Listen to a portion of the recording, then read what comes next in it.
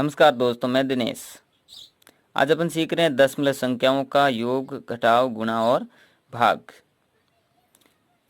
तो दशमलव संख्याएं का पहले योग करने के लिए अपन को क्या नियम याद रखना है कि योग करने के लिए दशमलव के सीध में दशमलव लिखें, दशमलव के सीध में दशमलव लगाकर फिर दाएं बाएं अंक लिखें और फिर अपन को योग करना है। जैसे मेरा पहला उदाहरण है, दशमलव संख्या ये लिखा हुआ है, यानी 0.7 प्लस 0.07 प्लस 23.007 प्लस 131.4135। तो मैंने क्या बोला दोस्तों कि दशमलव संख्याओं का योग करने के लिए सर्वप्रथम अपन को क्या करना है कि दशमलव लगाना है, फिर दाएं बाएं अंक लिखना है। दाएं इधर देखेंगे, पहले अंक के दाएं संख्या कौन सी है 7, इधर देखेंगे तो दाएं अंक कौन है 0, तो ये लगा दिया पहला। अब अगली संख्या में से दशमलव के सीध में दशमलव, फिर दायां अंक पहला कौन सा है 0 दायां अंक, फिर उसके बाद में 7, फिर इधर जाएंगे बाईं तरफ तो बाईं तरफ पहला अंक क्या है 0 दोस्तों। इसी प्रकार अब आप खुद आगे कर सकते हैं। अब देखो दशमलव के सीध में दशमलव लगेगा, फिर देखेंगे दाएं तरफ अंक क्या है 0, फिर क्या है 0, फिर क्या अंक है 7, इधर जाएंगे तो बाईं तरफ पहला अंक क्या है 3, फिर दूसरा अंक क्या है 2, यानी दाईं तरफ पहला अंक, दूसरा अंक और तीसरा अंक, फिर बाईं तरफ पहला अंक, दूसरा अंक और तीसरा अंक, ऐसे अंक आएंगे हमेशा दशमलव में। फिर अगला है दशमलव के सीध में दशमलव, फिर देखेंगे दशमलव के दाईं तरफ पहला अंक क्या है 4, दूसरा अंक 1, तीसरा अंक 3 और 5, चौथा अंक है 5। इधर जाएंगे बाईं तरफ तो पहला अंक क्या है 1, दूसरा अंक है 3 और तीसरा अंक है 1। दोस्तों हमेशा दशमलव के बाद में पहले, दूसरा, तीसरा ऐसे चलता है, फिर बाईं तरफ भी पहला, दूसरा, तीसरा ऐसे अंक लिए जाते हैं। अब अपन को क्या करना है, यानी इसे लाइन खींच लेनी है और जो खाली जगह है यहाँ पर पूरा नहीं हो रहा उसको अपन क्या करें, यहाँ पर 0 लगा दें। यहाँ पर क्या लगा दें अपन 0। देखो यहाँ पर 3 अंक है यहाँ तक और इसमें 4 अंक है, यहाँ पर अपन को क्या लगा देना होगा 0 लगा दें। ऊपर में भी 4 अंक करना, अंक 2 ही है तो अपन क्या करें 0 लगा करके अंकों को पूरा करें। यहाँ पर कितने 0 लगाने होंगे 3 0 लगाने होंगे। इधर देखेंगे तो यहाँ पर 0 लग जाएगा, अंक नहीं बराबर करने हैं, नहीं बराबर करें तो अभी सीधा जोड़ सकते हैं, नहीं तो अपन बराबर कर लें तो ताकि आसान रहेगा। फिर इधर 2 0 लगा दें, तो यानी इधर ये 3 अंक हो गए दशमलव के, इधर 3 अंक और दशमलव के इधर 4 अंक। अब अपन को क्या करना है जोड़ना है। अब वही जो सामान्य तरीके से जो योग करते हैं वैसा वैसा दशमलव के सीध में तो यहाँ पर दोस्तों दशमलव ही आएगा। अब देखो 5 का 5, 7 और 3 10 का 0 ऐसे लगी 1, 1 और 7 हो गया 8, 8 और 1 9, 7 4 11, 11 का 1 ऐसे लगी 1, 1 और 3 4, 4 और 1 5, 2 3 5, 1 का 1, ये हमारा उत्तर आ जाएगा दोस्तों। तो आप समझ गए होंगे कि योग कैसे करते हैं अपन को दशमलव के सीध में दशमलव। जैसे मैं एक और उदाहरण बता देता हूँ कि 5.3 प्लस 0.135। तो हमें दशमलव के सीध में दशमलव, पहला दशमलव के सीध में दशमलव, फिर दाएं बाएं अंक, योग और घटाव दोनों में ऐसे ही दोस्तों करते हैं। तो यहाँ पर दाईं तरफ पहला अंक 3, फिर अगला अंक है 4, इधर देखेंगे तो पहला अंक कौन सा है बाईं तरफ 5। अब इसमें देखो सामान्य अंक दशमलव के इधर कोई अंक नहीं है तो अपन 0 लगा देंगे। इधर पहला अंक 1, दूसरा अंक 3 और तीसरा अंक 5। अब यहाँ पर 0 लगा देखें पूरा कर देंगे। अब जोड़ देंगे यहाँ 5 7 4, दशमलव के सीध में दशमलव और 5 का 5, ये हमारा उत्तर आ गया। तो दोस्तों दशमलव संख्या का योग अपन को इस तरीके से करना है। तो मुझे आशा है कि आपको दशमलव संख्या का योग करना आप सीख गए हैं। अब देखो घटाव कैसे करेंगे दोस्तों, कि घटाव के लिए ये योग के लिए था कि दशमलव के सीध में दशमलव फिर दाएं बाएं अंक। इसी प्रकार अपन को घटाव में भी करना है कि दशमलव के सीध में दशमलव फिर दाएं बाएं अंक। लेकिन जब कब क्या होता है सामान्य संख्या में से कोई दशमलव संख्या घटाते हैं तो सामान्य संख्या के बाद में उतने पॉइंट लगा करके शून्य लगाएं जितने की नीचे दशमलव के बाद के अंक घटाने हैं। यानी दशमलव संख्या घटाना है तो दशमलव के बाद जितने अंक हैं उतने शून्य सामान्य संख्या के बाद दशमलव लगाकर ज्ञात करें। जैसे मैंने ये घटाया 2 माइनस 0.79। तो यहाँ दोस्तों घटाने के लिए देखो अपन क्या करेंगे, दशमलव के बाद में यहाँ कितने अंक है 2, यहाँ कोई दशमलव नहीं है तो अपन दशमलव लगा करके 2 शून्य लगा देंगे। तो यहाँ 2.00। अब यहाँ घटाएंगे दशमलव के बाद में इधर 7, 9, फिर दशमलव के बाद इधर 0। अब घटाएंगे तो 10 में से 9 गया 1, 9 में से 7 गया 2, दशमलव की सीध में दशमलव और 1 का 1 आ जाएगा, यानी यहाँ से 1 इधर ले लिया तो यहाँ बचा था 1। इसी प्रकार इसका अगर घटाव करेंगे तो दोस्तों अपन को क्या करना, पहले दशमलव लिखेंगे, दशमलव के फिर दाईं तरफ का अंक क्या है 3, पहला अंक, फिर दूसरा अंक 1, इधर जाएंगे तो पहला अंक क्या है 5, फिर 3, फिर 1। अब अगला दशमलव के सीध में दशमलव, फिर पहला अंक इधर दाईं तरफ कौन सा है 5, फिर अंक है 6, फिर है 9। यहाँ अंक नहीं है तो अपन क्या करेंगे शून्य लगा देंगे, बराबर कर देंगे। इधर पहला अंक देखेंगे तो क्या है 3, फिर है 2, यहाँ अंक नहीं है तो यहाँ शून्य लगा देंगे। अब ये अपन सामान्य तरीके अब जो घटाते हैं वैसे इसी प्रकार से अपन घटा देंगे।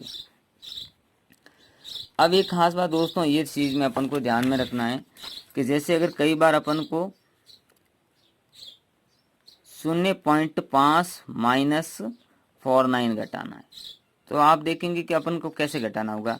तो अपन वही तरीका अपनाएंगे, या कोई कहते हैं कि 0.50 माइनस 49 यानी 0.49, यानी सीधे कोई बोलते हैं कि 0.50 में से 0.49 गए, पीछे बचा 0.1, जो हमारा उत्तर गलत होता है।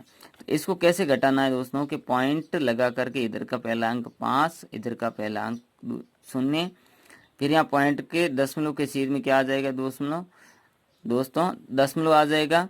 अब दशमलव के पहला अंक 4, दूसरा अंक 9 और इधर का अंक हो जाएगा 0।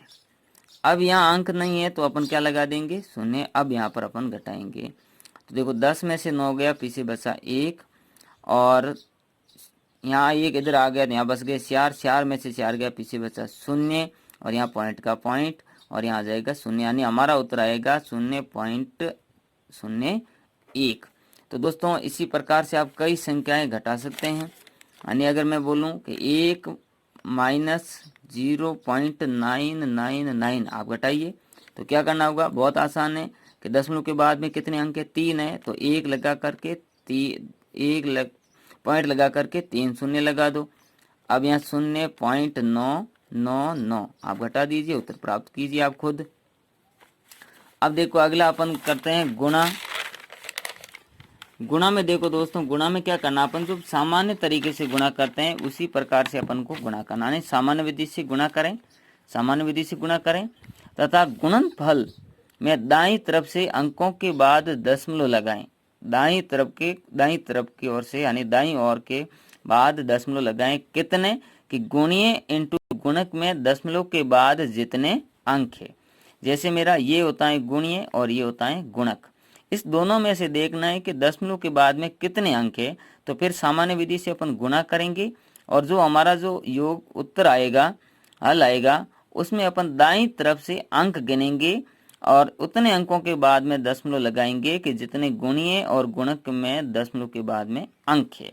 तो यहाँ मेरा गुणीय, यहाँ पर दशमलव के बाद में 1 अंक है, इसमें कोई दशमलव नहीं है तो यहाँ मेरा उत्तर क्या आ जाएगा, मैं सीधा सामान्य तरीके से गुणा करूंगा यानी 12 × 100 करूंगा तो 1200 हो जाएंगे। अब मुझे दशमलव दाईं तरफ से दशमलव के बाद में कितना अंक है 1 है तो दाईं ओर से दशमलव के बाद में 1 अंक यानी मैं छोड़ दूंगा, 1 अंक छोड़ के मैं दशमलव कहाँ लगा दूंगा यहाँ, यानी 120.0 और इसमें सीधा 120 ही बोल सकता हूँ। यानी दशमलव के बाद कुल 3 अंक, ये दूसरे का मैं कह रहा हूँ, दशमलव के बाद में कुल 3 अंक है, इसलिए गुणनफल में दाईं तरफ के 3 अंकों के बाद दशमलव लगाएं। जैसे मैंने 10.2 इंटू 1.23 से गुणा किया, यानी ये हो गया गुणीय और ये हो गया गुणक। अब मैंने सामान्य तरीके से ये दोस्तों गुणा किया हुआ है और मेरा जो योगफल गुणनफल आया जो आया 12,546 आया। अब मुझे दशमलव लगाना है, अब मैं दशमलव लगाऊंगा तो दशमलव लगाऊंगा तो देखो यहाँ गुणिय में दशमलव के बाद में कितना अंक है 1, और यहाँ गुणक में दशमलव के बाद में अंक कितने हैं 2, तो 1 और 2 अंक कितने होंगे 3 अंक। तो मैं यहाँ दाईं तरफ से 3 अंकों के बाद में दशमलव लगाऊंगा, वही मेरा हल होगा, यानी 1 2 3। तो मेरा यहाँ 3 अंक छोड़ के यहाँ दशमलव लगाऊंगा, ये मेरा उत्तर होगा। तो आप बता सकते हैं सभी में। इसी प्रकार यानी कि दशमलव के बाद में जितने अंक है उतने अंकों गुणनफल में उतने अंकों के बाद में दशमलव लगाएं। जैसे मैं 1 को चाहे 1000 बार गुणा करूं मेरा 1 ही आता है, लेकिन जब पॉइंट लगा हुआ है 0.1 इंटू 0.1 इंटू 0.1 इंटू 0.1 इंटू 0.1, यानी इसको 1 को 5 बार गुणा करेंगे तो 1 ही आएगा। लेकिन दोस्तों यहाँ देखिए पॉइंट लगा हुआ है तो मुझे गिनना होगा कि पॉइंट के बाद में कितने अंक है। तो यहाँ देखेंगे पॉइंट के बाद में एक यहाँ अंक है, एक यहाँ है, एक यहाँ है, एक यहाँ है और एक यहाँ है, यानी कुल मिला के 1 2 3 4 5 अंक हो गए। तो मैं यहाँ से दशमलव के बाद में कितने अंक रखूंगा 5 अंक रखूंगा। तो 1 तो आ रहा है, तो अब मुझे 4 शून्य लगाने होंगे क्योंकि 5 अंक करना है। तो मैं शून्य इधर नहीं लगाऊंगा, क्योंकि इधर लगा दूंगा दशमलव के बाद में इधर अंक शून्य लगा तो इससे मान में कोई परिवर्तन नहीं होता है। तो मैं दशमलव के बाईं तरफ मैं शून्य 4 शून्य लगा करके अंकों को पूरा करूंगा। तो ये मेरा उत्तर आएगा, यानी कि 0.1 इंटू 0.1 बराबर हमारा उत्तर क्या आएगा कि 1 को 1 से गुणा करेंगे तो 1, लेकिन दशमलव के बाद में कितने अंक है इधर भी 1 और इधर भी, यानी टोटल 2 अंक है। तो हमें दशमलव के बाद में 2 अंक रखने। तो मेरा 1 अंक तो आ रहा है तो 1 शून्य में इधर लगा दूंगा, तो मेरा उत्तर हो जाएगा 0.01। अब देखो दोस्तों भाग करने के लिए क्या करना होगा। भाग करने के लिए देखो पहला नियम के दशमलव की संख्या को सामान्य में बदलें। तो दशमलव संख्या को सामान्य में बदलना है। जैसे यहाँ मेरा 0.1 है तो इसको मैं सामान्य में बदलूंगा तो क्या होगा कि इसके विपरीत यानी इसके विपरीत में शून्य लगाएं, यानी पॉइंट के बाद में जितने अंक है उतने 1 लगा करके शून्य लगाएं। तो मैं यहाँ ऊपर 1 लिखूंगा। अब देखो यहाँ मैं 1 लगाऊंगा, पॉइंट के बाद में कितना अंक है 1, तो मैं यहाँ 1 शून्य लगा दूंगा। ये मेरा अब मैं भाग कर सकता हूँ, सामान्य संख्या में बदल दिया भिन्न संख्या में। अगर 0.23 है तो मैं पहले इसको सामान्य तरीके में बदलूंगा, तो पॉइंट को हटाना होगा, यानी मैं 23 लिखूंगा। अब मैं 1 लगा करके पॉइंट के बाद में कितने अंक है 2 है, तो मैं यहाँ 2 शून्य लगा दूंगा। अब मैं 23 में 100 का भाग दूंगा तो मेरा उत्तर 0.23 आएगा। दूसरा नियम कि भाज्य में दशमलव के बाद जितने अंक है उतने शून्य भाजक में लगाएं तथा भाज्य के दशमलव को हटा दें। फिर तीसरा नियम के अगर भाजक में दशमलव है तो भाज्य में शून्य लगाएं, और कितने लगाने हैं जितने भाजक में दशमलव के बाद में अंक है। फिर अगर दोनों में दशमलव है तो अपन को क्या करना है, समान अंक तक तो दशमलव हट जाएगा, और उसके बाद में जिसमें ज्यादा दशमलव के बाद में अंक है उसके विपरीत में उतने शून्य लगा देंगे। देखो यह पहला इसका अपन करते हैं कि 1.2/3, यानी ये हो गया भाज्य और ये हो गया भाजक। तो देखिए यहाँ भाज्य में शून्य तो भाज्य में पॉइंट है तो शून्य कहाँ लगेगा भाजक में। अब देखो कितना लगेगा कि पॉइंट के बाद में 1 अंक है तो यानी से 1 शून्य लगेगा, यानी पॉइंट हटा देंगे 12, यहाँ आ जाएगा 3 शून्य, यानी 30 हो जाएगा। इसी प्रकार से ये अगला है कि अगर भाज्य और भाजक दोनों में दशमलव है तो समान अंक तक दशमलव हटेगा तथा फिर जिसमें दशमलव के बाद जितने अंक ज्यादा हैं उसके विपरीत उतने शून्य लगाएं, फिर भाग की क्रिया करें। तो ये मेरे है नियम, ये नियम आप लिख दो। फिर इसके बाद में अंतिम ये, अब मैं सरल कर रहा हूँ 2-3 नियम से। जैसे 3.2/2.2, तो यहाँ देखिए दशमलव के बाद में 1 अंक, यहाँ दशमलव के बाद में 1 अंक, समान अंक है दोनों दशमलव के बाद में, तो दशमलव मेरा हट जाएगा 32.22, ये आ जाएगा 32/22। अगर मैं 5.13/2 करता हूँ तो यानी मेरा ऊपर दशमलव तो है, शून्य कहाँ लगेगा नीचे लगेगा, कितना लगेगा जितना पॉइंट के बाद में अंक है। दशमलव हटा दूंगा 513/23। अब देखो 2 कितने शून्य लगाने होंगे 2, तो यहाँ पर 2 शून्य लगा देंगे। इसी प्रकार अगर मैं करता हूँ इसका उल्टा, यानी 2/3/5.13, तो यहाँ मेरा दशमलव कहाँ, जीरो कहाँ लगेगा दोस्तों, आप बता देंगे कि ऊपर लगेगा सर। कैसे लगेगा, कितने लगेंगे, 2 के दशमलव के बाद में अंक कितने, जितने ऊपर शून्य लगेंगे दशमलव हट जाएगा, यानी 2300/513, ये हमारा उत्तर हो जाएगा। और इसका जो नियम की जांच करते हैं वो होता है भाज्य बराबर भाजक इंटू भागफल प्लस शेषफल से अपन नियम की जांच करते हैं। अब देखिए दोस्तों, एक छोटा से मैंने भाग लिखे हैं कि भागफल में 0 कब लगेगा और कितने लगेंगे। तो इसके लिए दोस्तों अपन को क्या करना है, जैसे मैंने 12 का भाग 12 में दिया, कितनी बार गया, 1 बार गया, भागफल 1 शेषफल 0, यहाँ पर 12 का भाग। अब देखेंगे अगली संख्या 1 उतारेंगे, जो 0 भाग नहीं जा रहा, तो 1 कहते हैं कि अगर भाग बराबर चला जाए और अगली संख्या छोटी होती है तो अपन क्या करते हैं, भागफल में 1 शून्य लगाते हैं।